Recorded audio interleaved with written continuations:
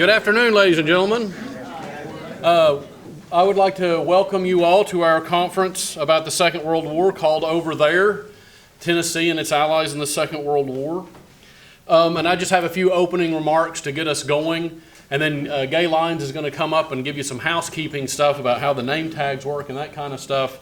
And then we'll begin our program. And so we're starting a little bit ahead of schedule, but that's okay. That's a good thing. So my name's Dr. Warren Doctor. I'm the President and CEO of the East Tennessee Historical Society. And as you can see, we've had a load of interest in this conference. We originally had imagined it would only be in the 2/3, and as so much interest started growing across the time, we had to kind of move it out and expand it into the whole room. And then the only way we could fit everyone in was to put everyone on round tables. So if you have to spin around, that's okay. We're sorry about that, but this is the best way we could get the most people in for this. And so we're really, really excited to bring this to you. This is, I think, going to be a fantastic conference. Oh, wow. Thanks, Ken. And so before we begin, I've got some thanks I really got to address. And then I'll sort of talk a little bit about the conference. The first thing is to say I would like to thank our community sponsors and community partners. The Churchill Society of Tennessee is one of our partners, the Medal of Honor Museum in Chattanooga. Of course, AMSI, the American Museum of Science and Energy. The Center for East Tennessee at War is one of our sponsors, and community partners. The Howard Baker School of Public Policy, the Tennessee State Museum, as well as the Tennessee Holocaust Commission. I would also like to thank the Veterans Memorial Association, and I would also like to thank Sherry Lee for putting Alan Packwood up in her house.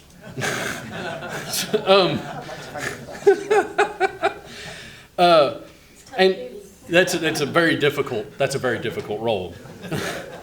And so the next group of people I'd like to thank are my team here at the East Tennessee History Center.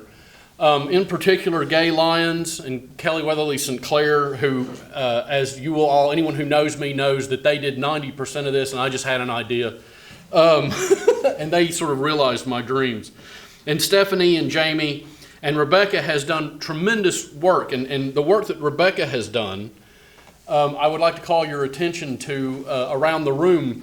If you look at these paintings, they're by an East Tennessee artist whose name is Alex Dumas, not Alexandra Dumas, and I keep mixing this up. He was originally from Detroit and eventually settled in Tennessee. He served in the military, and he became an artist, and he painted lots of scenes from the Second World War as a way to help with PTSD. And so these paintings are a legacy to that, and there's a little bit of a story on the wall about him. And so Rebecca was able to do that, as well as provide us with a little bit of a tiny exhibition of some of the items in our collection around the Second World War. There's also a tremendous collection upstairs in the McClung collection on the 3rd floor, where there are more items that Eric has put out for people to look if you'd be interested in exploring the room. And so again, we have a tremendous team here. And I just want to thank them, and I'd like to give all of them a big round of applause, if you could indulge me in that, for all the work that they put in. And it is my honor that I get to come to work every day and stand on the shoulders of giants. And I mean that. So the other things that I would like to draw your attention to is around the other things that Rebecca has done, is that if you want to get up in your free time and if you would like to go explore some of our exhibitions, Voices of the Land is our permanent exhibition in the major gallery, and I would love to welcome everyone to roam through that and take in what you can when you have time, as well as our feature gallery, which has an exhibition on Carl and Pearl Butler called They Lived What They Sang, or They Sang What They Lived, about a local country music group that sang Don't Cross Over Love's Cheatin' Line, and they were just down from Happy Valley.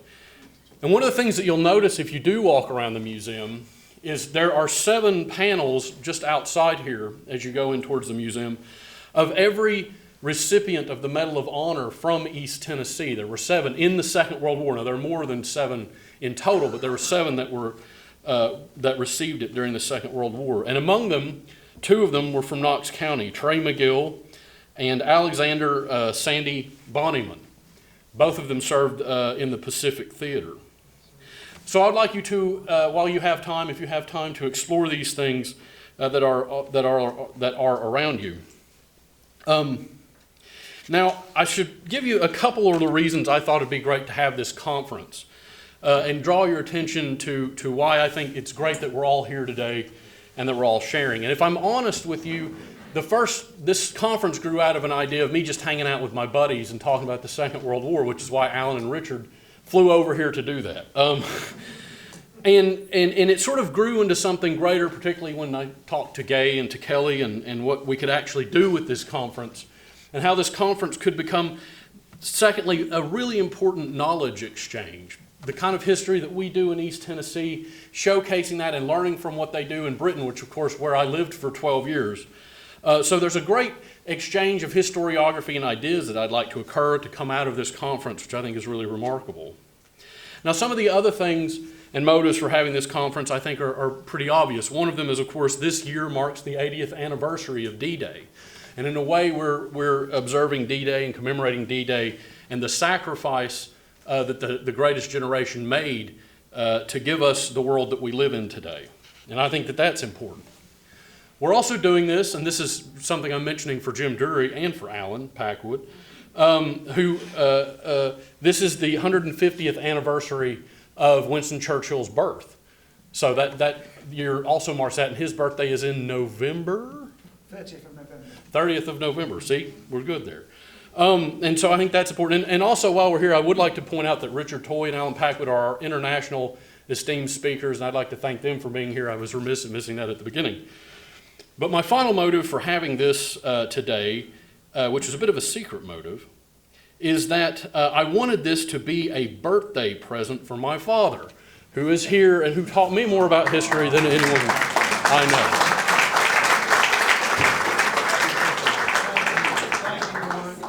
You're very welcome.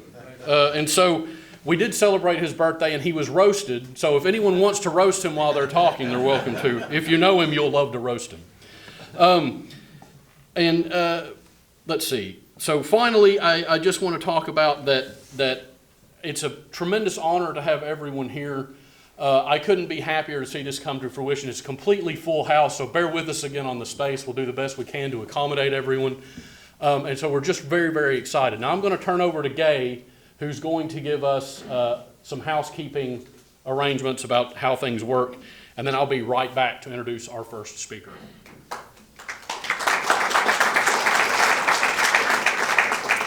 Good afternoon, I'm Gay Lyons. It's great to see you all. We hope this is the first of many conferences.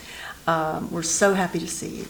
I know I always appreciate a little reminder of things I've agreed to do. So if you look at the back of your lanyard, it will remind you of your level of registration and the benefits to that level of registration, whether you're coming to the lunch, or the dinner, that sort of thing. So it's handy there on the back for you. The only other announcement today, there may be some as the conference goes along, is we hope you'll join us for an informal purchase your own happy hour at Clancy's across the street at the end of today's sessions. So that's all from me. All right. Thanks, Gay. Back to you. Thank you very much. So our first speaker, who it is my pleasure to introduce, who I've introduced several times in Knoxville, is something of a living legend himself, one of Knoxville's own historians, who is a hero writer of mine, and I've categorized as Knoxville's warrior poet. So that is Jack Neely, who is the CEO of, or president, I guess, I don't know what your formal title is, but of the Knoxville History Project. And it is a pleasure to hear him come and speak about the history of Knoxville on the home front in the Second World War. And I'm just going to hand over to you, Jack, and let you speak. Thank you very much. Thank you very much, Warren. It's an honor to be here. I want to talk about Knoxville during the Second World War, mainly about what Knoxville did to contribute to the Allied efforts during the Second World War. All cities, I think, in America became war effort producers to different degrees. Knoxville is especially unusual, mostly because of the Tennessee Valley Authority, here with tens of thousands of people manufacturing vital war material. You might say it almost constitutes another front of the war. The soldiers who were in harm's way get most of the attention, of course, as they should, but it's useful to remember the people mostly forgotten, to know the full context of the war, the people, the thousands who made the war effort possible from home. I want to talk about the setting a little bit. Knoxville was a lively but rather reckless city in 1940. It had a population of about 120,000 in town. That's significant. It's more than half the size of Knoxville today, about 200,000 in Knox County back then. But it probably seemed bigger then than it does now, especially downtown. Memories and old pictures often make it seem larger. There were two reasons for that. One is that these 120,000 people lived closer together than we do now. They were mainly, when we talk about Knoxville today, we're including places like Bearden and Fountain City, which were not part of Knoxville then. It was really a close city. Almost everybody lived within a couple blocks of a streetcar stop in 1940.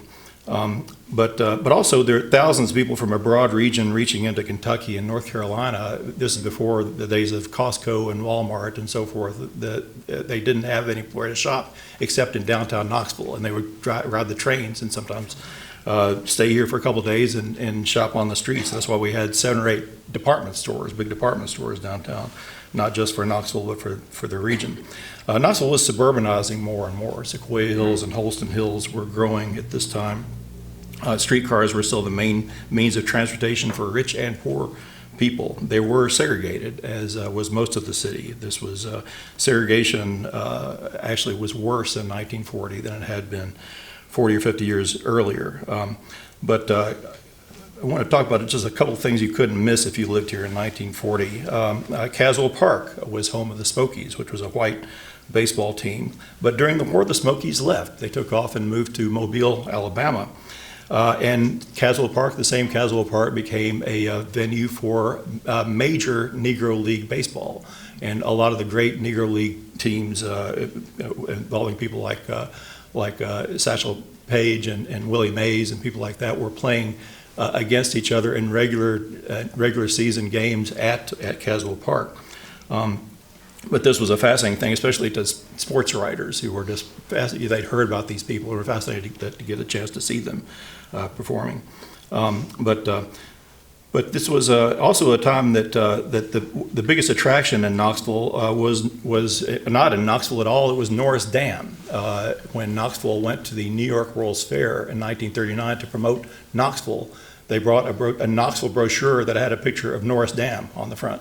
That's in another county, but Knoxville was very proud of it because many people did come to Knoxville just to behold Norris Dam, which was considered kind of a wonder at the time.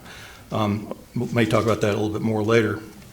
But it was really one of Knoxville's new claims to fame. And also the other new claim to fame was the Great Smoky Mountains National Park, which was still new. It had been officially opened by 1934. But this was, and I want to talk about the dedication of it that came in 1940 in a little bit. But this was, these two things put Knoxville at an unusual crossroads. It had been a city like all cities and was proud of what it made here. All the factories was a kind of a very diverse economy of many different kinds of factories here. You can make, I can't think of anything that wasn't made in Knoxville in one way or another in 1940. And also Knoxville had touted its own peculiar history to previous tourists. But by 1940, we were not a city, we were a region. And we were a region that included the Great Smoky Mountains National Park, which were amazing. And that's the reason we built the Andrew Johnson Hotel and all these. We were expecting just a great flow of tourists to stay in Knoxville and then go to the mountains. And also TVA, especially Norris Dam. And people came from around the world to see Norris Dam in those days. But UT was about the only thing about Knoxville that grew in the 1930s. UT had a record enrollment of 3,400 students in 1940. That was up about 900 students since 1930. So UT, in spite of the Depression, was growing and building new buildings. And UT was famous, more famous than it ever had been, because of the Tennessee Vols, the football team under Coach Neely. They were just capping the 1939 season, in which the Vols were not only undefeated but unscored upon the entire season. This is an astonishing feat that has never been duplicated in NCAA history since 1939.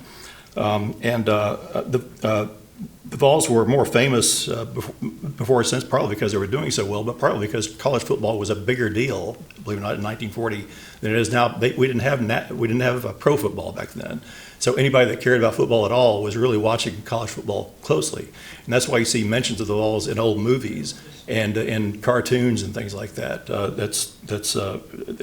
was a very big deal. And one of those interesting things was a movie called Too Many Girls with Desi Arnaz. He was this young Cuban performer, musician, singer who came to Knoxville in 1940, performed right across the street at the Tennessee Theater 4 nights in a row because this movie, Too Many Girls, that came out in 1940, based on a Cole Porter musical, believe it or not, was about football, about college football. And he had wanted to come to Knoxville and see what it was like. And he actually was at the training table with the Vols and got to know them pretty well. And the Vols actually play a role in the movie. But he was here representing Cuba, and he wanted to tell folk tales about Cuba and sing Cuban songs and teach us how to rumba. That was one of his main purposes here.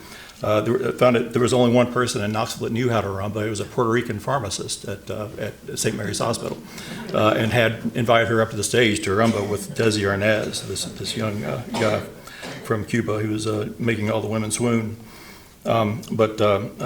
Anyway, Neely, of course, was an Army man. He'd come out of West Point. He had never left the Army. He was always on call to help out. And in 1940, he had to take off and help with another war. He, of course, was a veteran of the First World War, but got the promotion to brigadier general during the Second World War, and was working in the South Pacific region and Indian Ocean region, kind of working on transportation. But he was. He coached some Army football exhibition games against early pro teams, but was made a brigadier general in the China, Burma, India theater. And the Vols carried on, missed one season during the war, but that was all. A guy named Clarence Brown was from Knoxville. He was a mill manager's son who went to Hollywood and did very well and became a director for MGM. During the war, he put out several movies. One was called They Met in Bombay, one The Human Comedy, one The White Cliffs of Dover, and one National Velvet. At least three of those have war themes, but these were all very popular movies done by a guy who grew up in North Knoxville near Brookside Mills. But despite all this kind of fun stuff, Knoxville itself was getting worse press than it had in any time of its history, including even Ernie Pyle, the most famous war correspondent from America of the Second World War. He was here frequently. He was a Scripps Howard columnist in the 1930s. He came here several times, partly to observe the building of Norris Dam, and he described it in great detail, poetic detail. He thought it was just an amazing feat. He actually liked Knoxville, but he'd heard people say that it was the dirtiest city in the world. And he said, I've looked around, and I can't say I can argue with that.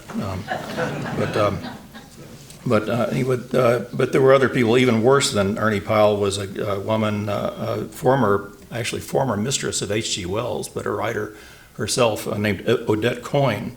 I think she was from Belgium, but she came to Knoxville and wrote a book called A Foreigner Looks at TVA, and described the effect of Knoxville as corrosive to her personally.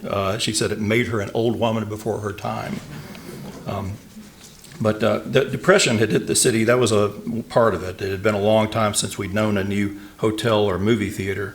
And old theaters were declining rapidly. The Market Hall and the Lyric Theater were no longer as nice places as they had been once. One of the news buildings downtown, I'm glad to say the building is still there, the S&W Cafeteria, which is now a beauty school on Gay Street. The Art Deco 4-level cafeteria with mezzanine and spiral staircases and a live organist all day long as you were eating your lunch. And McGee Tyson Airport had opened its new expansive Blount County setting in October of 1937. It had previously been over on Sutherland Avenue and right in the city. The same year, Knoxville, in April of 1937, Knoxville became one of the two divisional headquarters for the FBI in Tennessee. It was on the 4th floor of the Holston building, which is right across the street.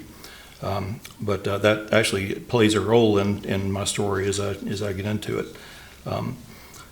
It was a fun and fairly hip place. It's astonishing. It was the big band era, and almost all of the famous big bands, the big band orchestras, had performed here in Knoxville in previous years. From Chick Webb to Glenn Miller, Cab Calloway. Actually, Glenn Miller in June of 1940, Glenn Miller and Cab Calloway were playing in two different venues on Gay Street, both to packed audiences. Glenn Miller was doing a live broadcast for CBS at the Tennessee Theater, while Cab Calloway was at the Lyric Theater. So you had to make if you liked jazz in those days, you had a tough choice.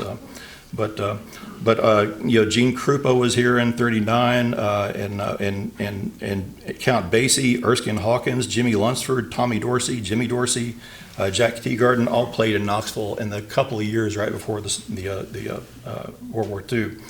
In fact, Tommy Dorsey returned in May of 1941 with his new singer, whose name was Frank Sinatra. He played for a dance at UT, and it's frustrating that you don't see much description of exactly what he did. But there's a lot more about what corsages the ladies are wearing at the dance. But let's say the singer's name was Frank Sinatra, and everybody seemed to like him. But meanwhile, down the street from all this jazz, just down the street was WNOX, already home to the affable host from Chicago, Lowell Blanchard. And the comedian singer Archie Campbell was performing on live radio. And they were beginning to feature in those early days of the 40s a teenage fiddler and guitarist from Union County whose name was Chet Atkins. He had moved to Knoxville. He was 4F, I think. He was extremely asthmatic, almost disabled by asthma as a kid. So the Army had no use for him, so he learned how to play guitar very, very, very well, mainly by trying to sound like Django Reinhardt, and according to his autobiography. But that's another person you might have seen in Knoxville at that time.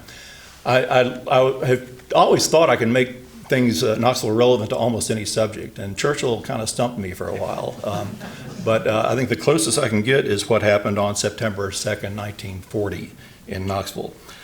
President Franklin Roosevelt, who was the author of TVA, for those of you from away, he's the guy that created the Tennessee Valley Authority as part of the New Deal program, this massive electrification hydroelectric dam project that changed lives in lots of ways, worked on improving everything from erosion, irrigation, lots of improvements to the whole valley, reaching from Virginia to Mississippi. But he was here. He'd been here a few times before. He'd been here in '36, mainly about TVA. But he came here in 1940, specifically on a trip to dedicate the Smoky Mountains National Park. The park had already been there, was already very popular. They had lots of postcards and so forth. Many people were already finding their way there. But it hadn't been officially dedicated by a president before, and that's what he went up there for. And I've always seen these pictures of Roosevelt at Newfound Gap. They would talk about him with his 1 foot in North Carolina, 1 foot in Tennessee. It's a charming picture. You see him in this beautiful, fresh, natural setting with a interesting stone structure there. And it looks charming. People always smile. Even Republicans smile when they see that picture of Franklin Roosevelt dedicating the national park. But this was September 2nd, 1940, and I started looking this up. And this was a time of extreme anxiety for the entire free world. This was the same day as an agreement that Roosevelt and his Secretary of State Cordell Hull, of course, who was a former Tennessee senator, was the Secretary of State, had been working on a dangerous new plan called the Destroyers for Bases Agreement. I say dangerous because the United States had been trying to carefully tread this illusion of neutrality in the war before in 1940. But the Destroyers for Bases Agreement was negotiated by Cordell Hull and British statesmen. The idea was that we would be sending destroyers to Great Britain for use as they chose, in exchange for U.S. access to British bases in Canada and the Caribbean. So this was a controversial thing in Congress and elsewhere, because it was the America First people said that, well, you're tipping your hand. This is not something we should do. It preceded the more famous Lend-Lease Act the following year, but ended the United States' guise of neutrality. At Newfound Gap, President Roosevelt, when he's smiling on that beautiful platform, it actually was opening up with a talk about the beautiful mountains and the hardy pioneers who first settled here. But he said, if we are to survive, we cannot be soft in a world in which there are dangers that threaten Americans, dangers more deadly than those the frontiersmen had to face. And he made the point that things had changed so much in terms of transportation, that distances had shrunk. He said that Europe is closer to America than one side of the Smokies was to the other 200 years ago. And that you could argue that's true, because you had to walk. You could fly from Europe to America faster than you could walk across the Smoky Mountains, certainly. But he was frank about the draft. The draft was starting that year, 1940, and he said, get ready for the draft, get ready for defense. Well, this gesture about the defense, the destroyers for bases program, reportedly made Hitler furious. And 2 days later was when Hitler vowed to raze the cities of England to the ground.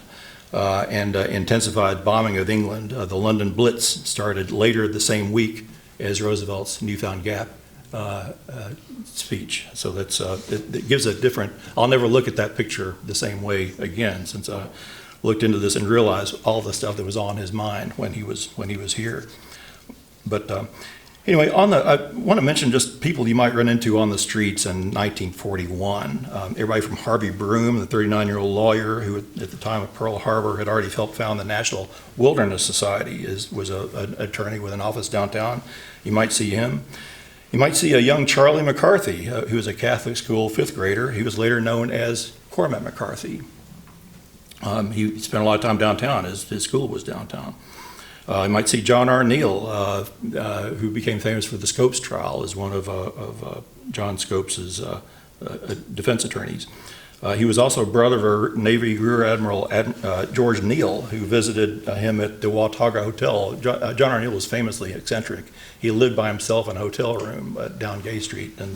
But in 1943, a Rear Admiral visited him, I think surprising his neighbors.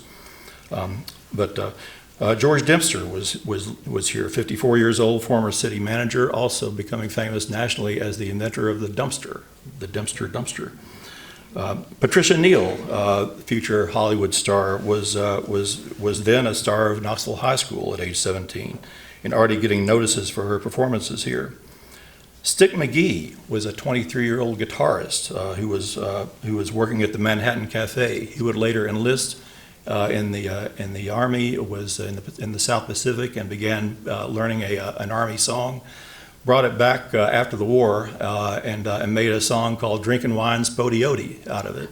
And this became what some people consider one of the very first rock and roll songs. Was created by Stick McGee from Knoxville. But who else? Another guy I'd love to find out more about, a guy named Ben Kwok. He was a Chinese immigrant. He was a poet who actually ran a bookstore on Gay Street called the Norris Bookstore. I think just harking to the idea that Norris was a symbol of everything new and modern and progressive. But he was as a Chinese, I think one of the very few educated Chinese people in Knoxville. He began giving lectures about the war to Knoxville groups, to the Rotary Club and so forth. He would try to explain the situation with the Japanese and the Chinese and other groups in the South Pacific. But was a very popular speaker at that time. But Knoxville's participation in the war began in modest ways that happen almost everywhere. Scrap metal and paper drives, In September 1942, Knox County Commission agreed to donate the cannons that had been donated to Knoxville in turn by a military guy, Admiral Dewey, after the Spanish-American War in 1898. There were two big Spanish cannons, and this is kind of an interesting curiosity that we had. A lot of the southern courthouses have Confederate cannons in their front courthouse lawns. We could never have agreed what kind of cannons from the Civil War to put there, so we never put them there. But after the Spanish-American War, we had these Spanish cannons. They were enemy cannons that had shot at U.S. naval ships, but they were cannons. So we put them on our front courthouse lawn. They were installed there in 1905. They were unpopular at first. I don't know if because they were Spanish cannons, but they got defaced a lot and had. They were kind of like the rock at UT at one time. They were painted a good deal. They were donated, though, in 1940 to a scrap metal drive. I think the county was trying to make an example. Knoxville had kind of been slow to go to this idea of collecting all the scrap metal and donating it. But they were replaced in fiberglass about 50 years later by the same county commission. I could go into what a great idea that was if you want me to, but I won't. But that's what you see there today. They're said to be replicas of those Spanish cannons that were melted down for scrap during the World War II scrap metal drive. But back to the Tennessee Valley Authority, it was the key factor in what made Knoxville exceptional. TVA was already the largest federally controlled power source and became a dynamo of the war effort here in Knoxville. Norris Dam had been completed in 1936 and was considered a model effort. I mentioned Ernie Powell and us using Norris Dam as a symbol of Knoxville. And just before the Nazis invaded Poland in 1939, TVA commenced work on Watts Bar Dam. In 1940, even though the United States was not technically at war, there was much anticipation of an imminent need for war materials. The United States deliberately ramped up power supply facilities, especially for aluminum production. That was what the main emphasis was at that time, and it remained a main emphasis for the rest of the war. It was like a major war effort, but project in peacetime. And it was enabled by TVA that already had certain powers to certain abilities to take initiatives that private industry could not. The Alcoa plant, a private industry 15 miles to the south, had been there since 1915 and had been a factor in World War I because a lot of war vehicles, planes, and other things were made of aluminum or made with aluminum. But it was suddenly relevant to a new war. Alcoa ramped up its production of aluminum by 600%. Much of it be shipped to U.S. allies for war manufacturing before the United States was in the war. It was especially useful, of course, for war planes. The new North plant in Alcoa, built between 1940 and 41, employed 12,000 workers. And was said to be the largest factory under one roof in the world. I don't know if that's true or not, but if it was later overtaken by something in Oak Ridge. Fort Loudon Dam, which we know best, was commenced in July 1940. It was planned before the United States was in the war, but it was a complicated project to be completed in 1944 when the war effort hurried up the dam construction program, and it was completed in the summer of 1943. Cherokee Dam on the Holston River, I'm just talking about the dams within an hour or so of Knoxville, was commenced in August of 1940, completed December 5th, 1941, just 2 days before the attack on Pearl Harbor. Douglas Dam on the French Broad and Fontana Dam were commenced just weeks after Pearl Harbor. I'm not sure these dams would have been built if not for the war effort. Aluminum was the main announced reason for the increase in power capacity, but aluminum was easy to talk about because it wasn't a secret. TVA was a major reason the United States looked to previously remote Oak Ridge which didn't even have a name at this time, for the Clinton Engineer Works in 1942. The phrase Oak Ridge was unknown even in Knoxville in those days. It came a little bit later. It was a nameless area near the Black Oak Ridge, and that's how it got the name. It was a nameless area between Kingston and Clinton. The project was first announced in the papers, at least, in October 1942 as the Kingston Demolition Range, which doesn't suggest very much about what actually happened there.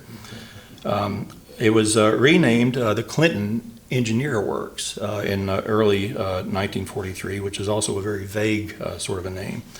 Not yet to be known as the Manhattan Project, of course, at least not publicly. It was for the refinement of uranium and enrichment of uranium. This process needed a major power supply, and that's why they needed TVA, which was, like I say, one of the biggest power supplies in America, public or private, all gathered together because it connected all these hydraulic dams and also several coal-powered plants.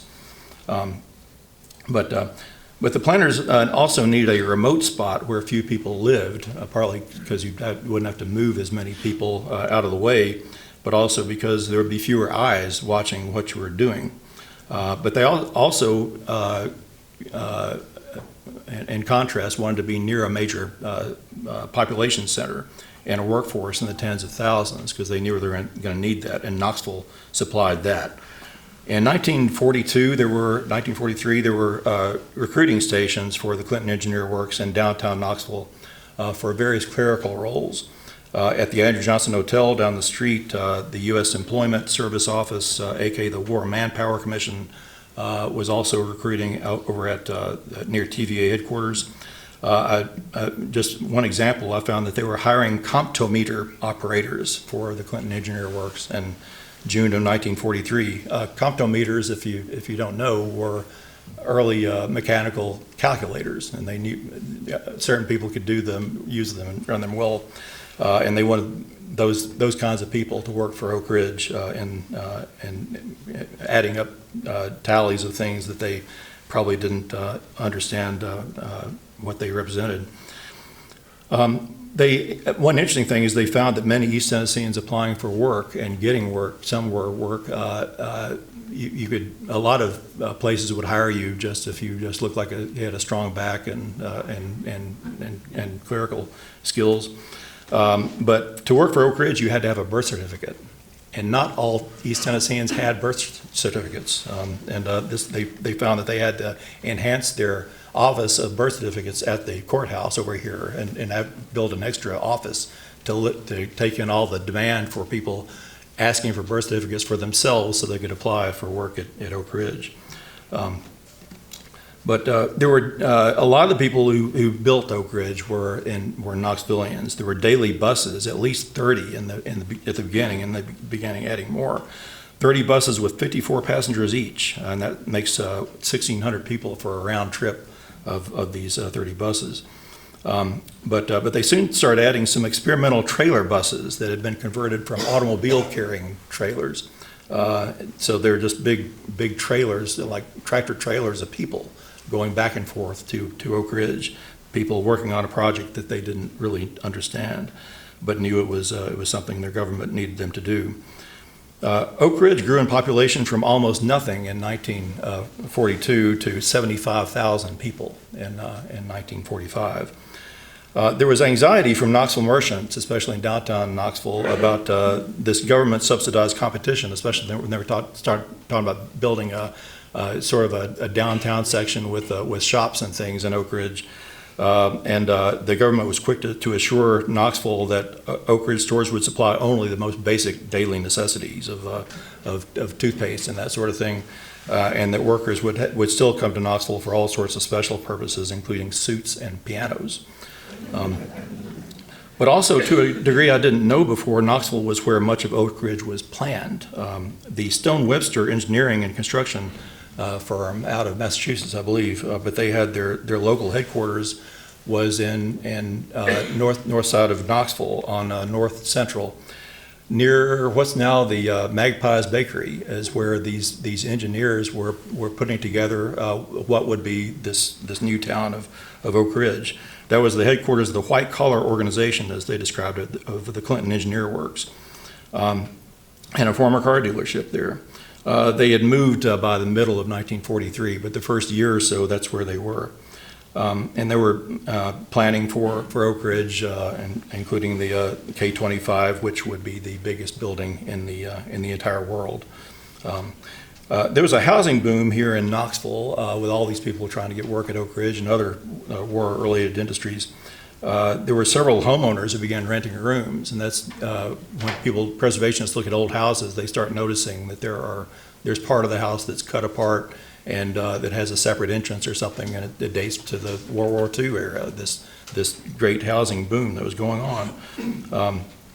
But there was an estimate in May of 1943 that Knoxville needed 2,000 more family dwellings that it had, and was appealing to the government for some special assistance in making that happen.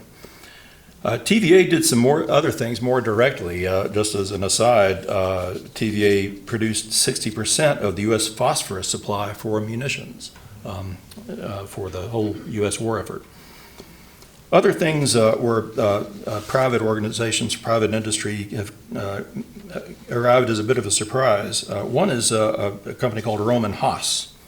They created a new shatterproof, they invented a new shatterproof cowling glass for bombers and fighter planes called plexiglass.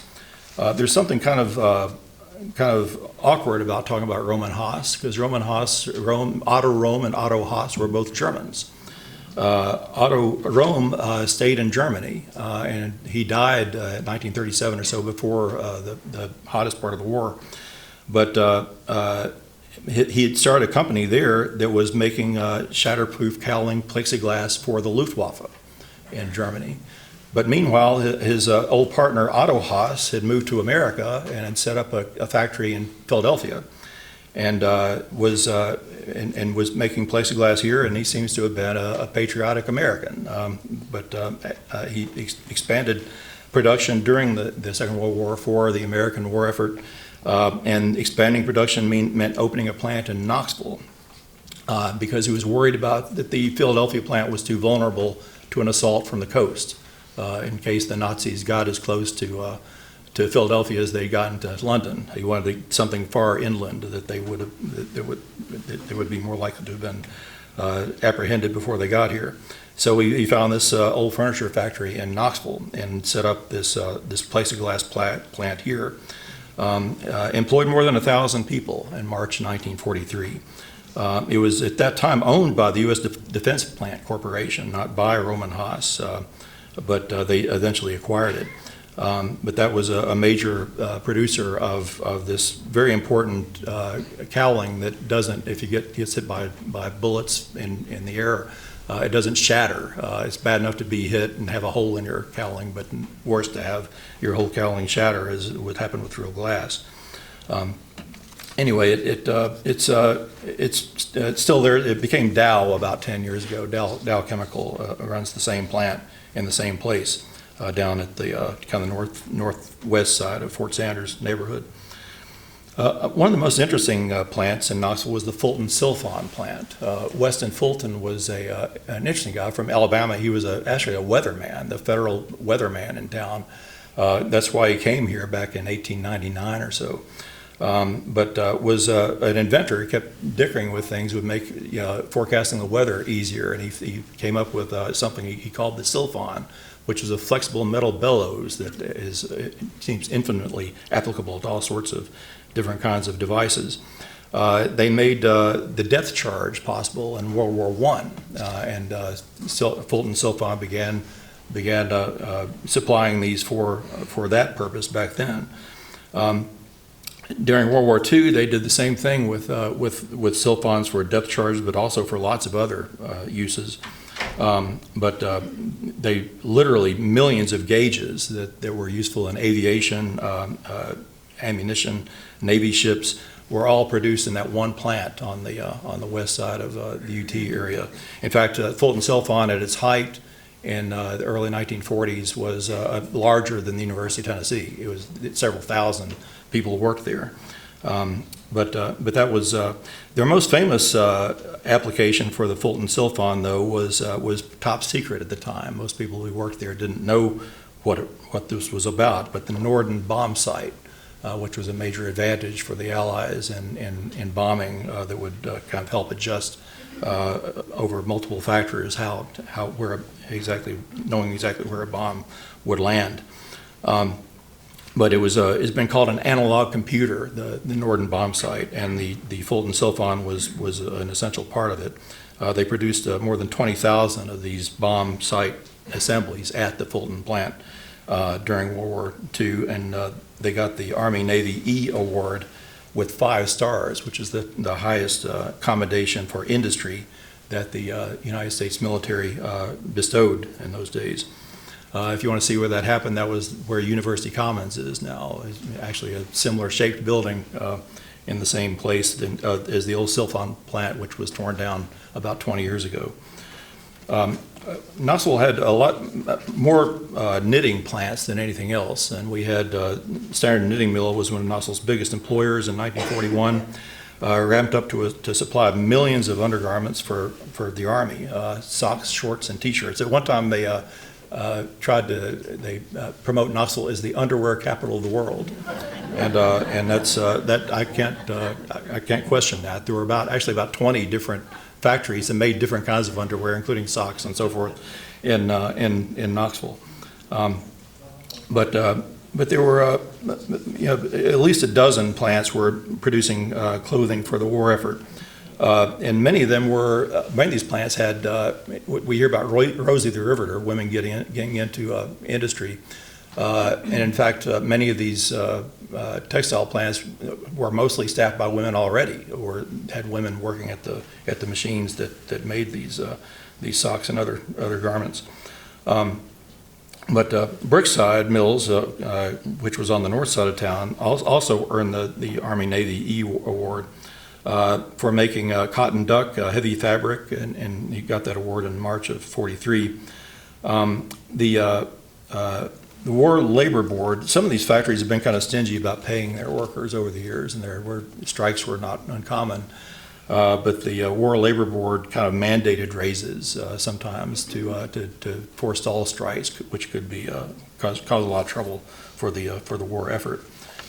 There are several interesting characters involved in industry in Knoxville I want to mention. One is a guy named Herman Breezy Wynn.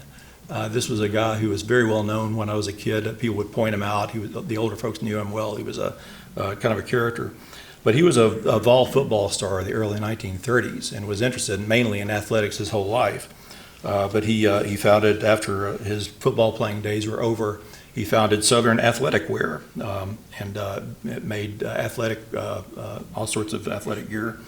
But was located right here on Gay Street. Back when they had factories on Gay Street, they had everything on Gay Street in those days. And the Emporium building, which many of you know and some of you may even live in now, was his factory, where he made jock straps and socks and all sorts of things. Well, in 1942, he got a contract with the Army to supply 125,000 pairs of Army pants. That really ramped up his operation quite a bit. But that's the reason that the guys were involved in the Battle of the Bulge and other things actually had trousers to wear into battle. But he also made barracks bags, which were like duffel bags, all these essential supplies for the Army. Another interesting guy is named Ben Bauer, and I've run into him several times over the years in my research. He was a guy who was kind of a wheeler dealer guy who was quick to see a way to make a profit on something. But he was fascinated with war surplus, and after World War I, he opened a war surplus shop and sold all sorts of war surplus. But he became particularly well known for a very particularly expensive kind of war surplus, and those were biplanes. He actually had bought Jennies, World War I Jennies, that he sold to anybody that wanted to buy one in 1920 or so. And that's why we have a lot of wealthy young men who live on Kingston Pike started buying Jennies in the 20s and flying them around and crashing them and rebuilding them. And actually, Ben Bauer himself survived a pretty bad crash himself. He became kind of a promoter of aviation back in the early days when McGee Tyson Airport was out on Sutherland Avenue. A lot of the planes that would land and take off there were Ben Bauer's Jennies. But he by the 1930s, he founded a company called American. He'd been selling mostly secondhand goods all this time, but then he got involved in manufacturing canvas things, which he was used to dealing with anyway. But American Tent and Awning was founded by the late 30s, and he got a work order in 1942 of canvas goods, including coverings for weapons and ammunition. That he began doing there, and also began manufacturing Army tents. He had 50 employees in 1940 and 300 by 1942. This company, he kept it going after the war. He renamed it Camel Tent. And I remember when Camel Tent, when I was a kid, we would go to the Camel Tent store, which is in the same place where you used to work in the World War II era down in the Old City area. I want to mention his name was in the news just last week because an athletic field in South Knoxville that he helped establish is in question about its future, whether it's going to be open for development or not. But another of these interesting, sometimes kind of offbeat industrialists of Knoxville in the World War II era is a guy named W.J. Savage. He was an English-born industrialist. He came here in the 1880s. He was an old man at the time of World War II, but was still very much a player. He had come in here in the 1880s to install big mill rollers for the White Lily Flour Company. That's what he came here for. He thought it was going to be a one-time job. He kept seeing other jobs around Knoxville. Ended up establishing a big heavy equipment plant here that was actually located in the World's Fair Park area. W.J. Savage they had marble cutting equipment and earth moving equipment, really heavy duty stuff. But he began in manufacturing heavy airplane building tools, like metal cutting things that were useful in airplane building factories.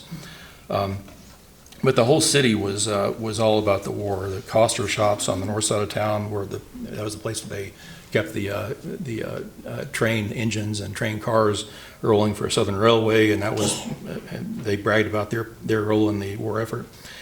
And Dempster Dumpsters, I mentioned George Dempster briefly earlier. George Dempster was a guy who had worked on the Panama Canal and saw early on this issue of how important it is to move a lot of stuff away from where you don't want it, and that's what he did. And he developed this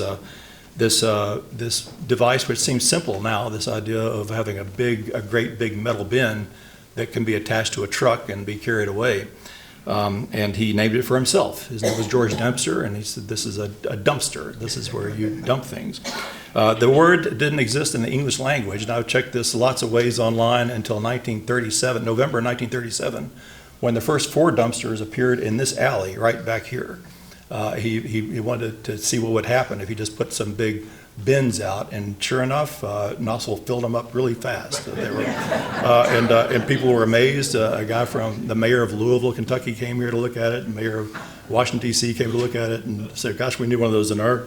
And it seems like think why didn't somebody think of this before? But it was brilliant, and he made his career of this. But dumpsters seemed like they would have been useful during the war, and I think they were themselves. In fact, they were used in some salvage drives. But the contract he got was to build 15,000 steel pontoons for Navy boats during World War II. So there might have been pontoons involved in D-Day or whatever that they were manufactured by Dempster here in Knoxville. And I mentioned UT briefly earlier. UT also geared up for war. UT, after the draft began, UT began losing male students quickly. At one point, late in the war, women outnumbered UT as students 4-1. But they found ways to fill the gaps. In 1942 and 43, there were 3,600 Army Air Corps trainees at UT on campus, plus several hundred engineers who were headed into the war in different ways. Among them was a guy from Indiana named Kurt Vonnegut. This is the future novelist. He came to Knoxville just to attend UT for a few months for this obligatory training program. Remembered it briefly years later when he talked about drinking beer at the Andrew Johnson Hotel. This was beer was the only thing. It was only alcoholic beverage that was legal in Knoxville in 1940, 41, 42. But it's interesting that he remembered that. Of course, his career was partly determined by the fact that he was in the Battle of the Bulge, was captured, was actually in Dresden at the time of the firebombing, and barely survived by hiding in a meat locker during that. And that was such a traumatic experience to him that he began his career as a novelist, almost as if to try to deal with these horrific memories. What else? Meanwhile, there were war bond drives going on. Several of the Tennessee Theater right across the street. I wrote a book about the Tennessee Theater, and there were several of these war bond drives. And they would sometimes have a celebrity, one Hollywood celebrity or would come to a war bond drive, and that was a big deal. And they would raise some money. Well, they decided to have a great big one in June 28, 1944, same month as D-Day. Biggest war bond drive in East Tennessee history was at the UT's Alumni Hall. And they didn't have just one or two or three celebrities there. They had about 10. A lot of them were B-movie celebrities, John Payne and people like that. But there were also several others whose names still resonate today. One of them was Al Jolson was there. Al Jolson was most famous to an earlier generation, and they actually had to describe in the papers to people who Al Jolson was. He was in the first ever sound movie, The Jazz Singer, in 1927. But he was there to appeal to the older folks.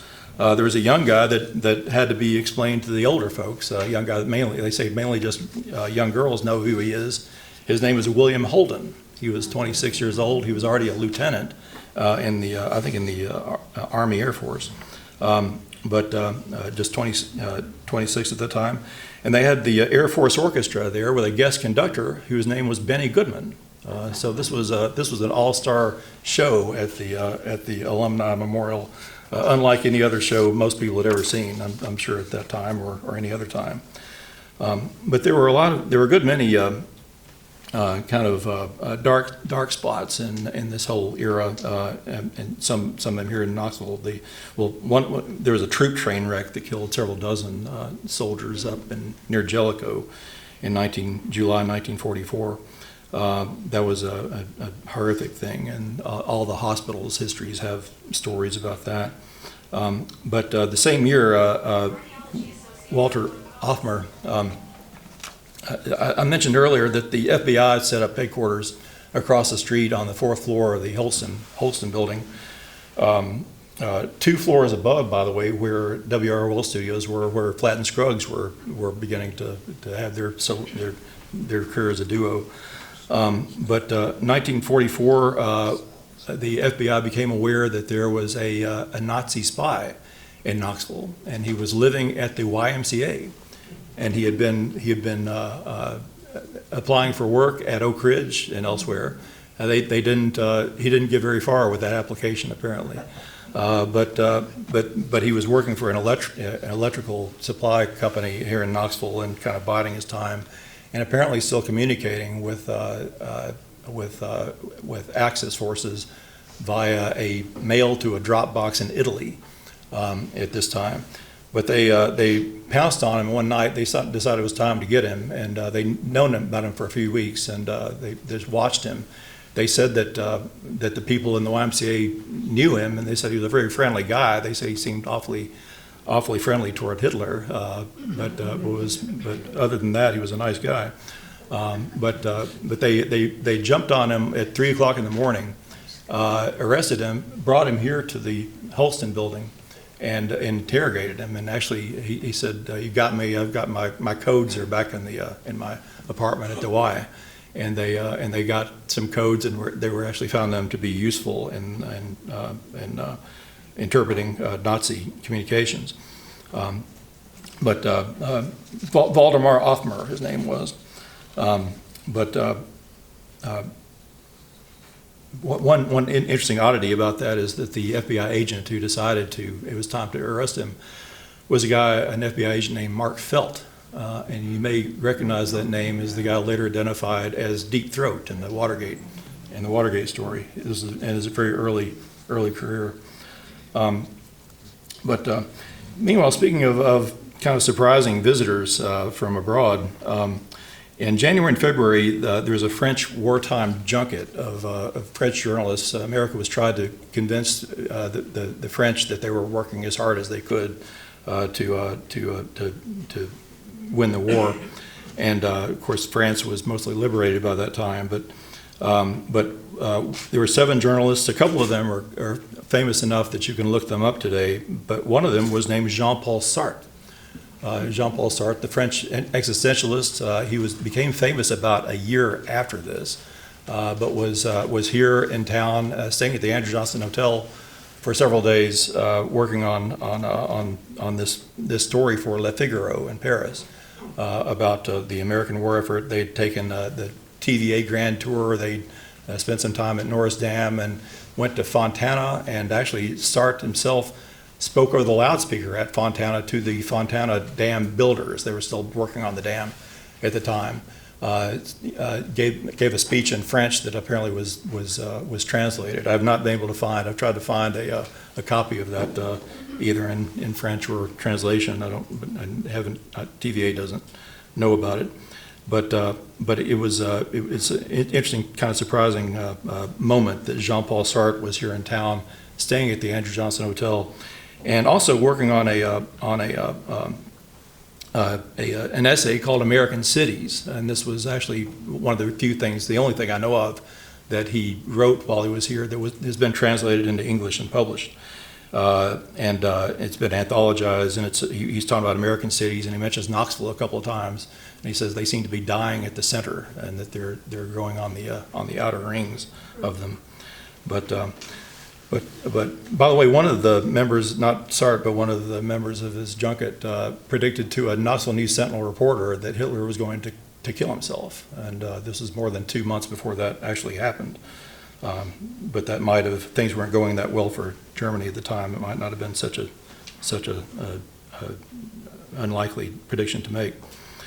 But in May of 1945, we had another visitor, a guy who had become famous for in the 1930s for a series about Europe and under the Nazis especially, a very brave book called Inside Europe. And this is one of the first indications in Knoxville in 1935. This was published, I think, that Hitler was a serious a guy not to take lightly, and that things were getting bad and much worse there.